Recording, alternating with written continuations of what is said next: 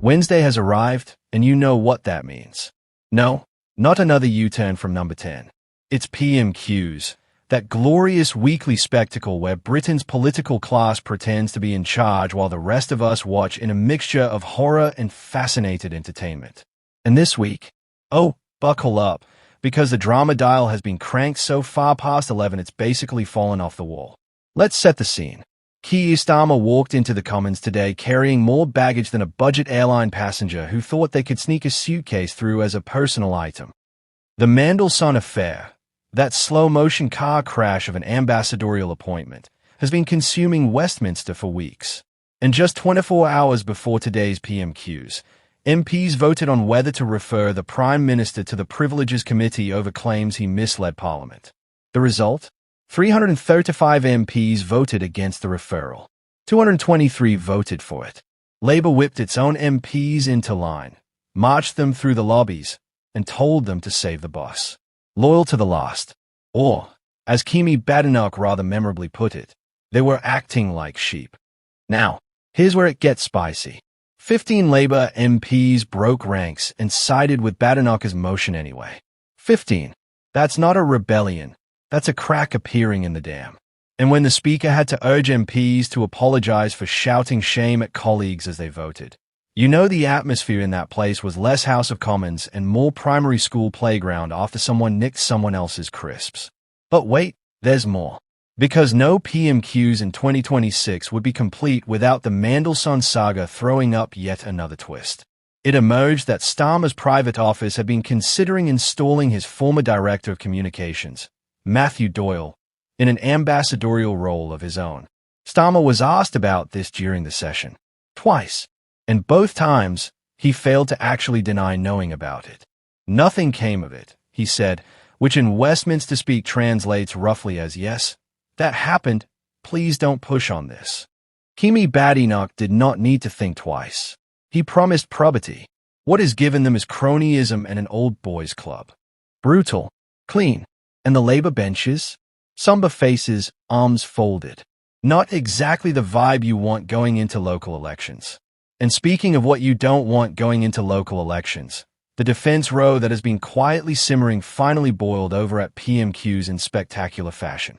George Robertson, the former Labour Defence Secretary and the man who actually led the government's own Strategic Defence Review, delivered a speech recently accusing the government of what he called corrosive complacency. He warned that Britain was underprepared, underinsured, and not safe. This is not some right-wing critic lobbing grenades from the opposition benches. This is a Labour grandee, a former NATO Secretary-General, essentially telling his own party's government to wake up. Badenoch used all 6 of her questions to hammer Starmer on those comments, and you can hardly blame her. When your own team's star witness is making the case for the opposition, that's not a good day at the office. Starmer's response.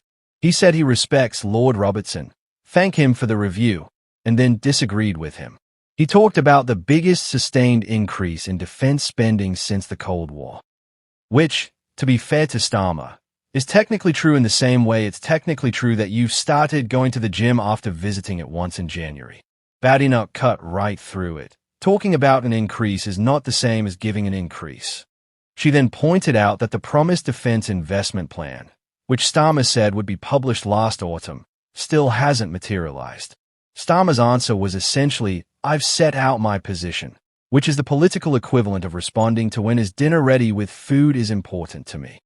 The Speaker intervened, again, to remind the Prime Minister that this was Prime Minister's questions, not an opportunity to interrogate the leader of the opposition. And then, as if this wasn't already the most chaotic Wednesday since the mini-budget, PMQs also fell on the 37th anniversary of the Hillsborough disaster. 9 to 7 people killed. The Hillsborough Law, which Starmer has promised repeatedly to deliver, is still not on the statute books. There is a dispute between the government and the families over how members of the security services would be treated under the legislation. Ian Byrne, the MP for Liverpool West Derby, who was present at Hillsborough himself, whose own father was injured that day, stood up and asked Starmer directly, will you commit today to rule out any carve-out for security services? It was a moment of genuine weight in a session that had otherwise been all political theatre. Starmer reiterated his commitment to the law. The families are still waiting. So what does all of this tell us? It tells us that Keir Starmer is governing like a man trying to solve a jigsaw puzzle, while someone keeps removing pieces, flipping the table, and occasionally setting the box on fire. The Mandelson saga has not gone away. Labour backbenchers are losing patience. His own government's defence reviewer thinks Britain isn't safe. And the Speaker has practically had to install a buzzer to stop the Prime Minister turning PMQs into a one-man interrogation of Kemi Badenoch. The local elections are on the 7th of May. Parliament is heading into recess. And the message coming out of the Commons today is not strong and stable. It's more exhausted and holding on by its fingernails. Labour MPs in those corridors aren't celebrating dodging the Privileges Committee vote. They are wondering how many more weeks of this they can sustain before the wheels come completely off. If you want to stay on top of every twist, every vote, every car crash moment in British politics as it actually happens, you know exactly where to be.